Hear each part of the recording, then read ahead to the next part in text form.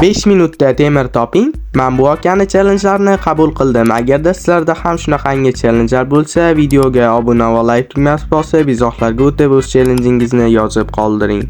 O'yinni ichiga ham kirib oldim. Hozir qaytasiz deganlar uchun men qishdaman. Nimaga joningiz ketdi deganlar uchun meni skeletlar otyapti tinimsiz. Bitta faqat zombilar spawn bo'larkan xolos. Qo'y boshqa narsalar yo'q ekan.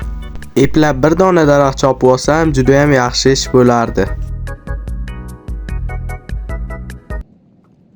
Voy, daraxt ham chopolmadim. Skeletlar ko'payib ketyapti borgan sari. Portal.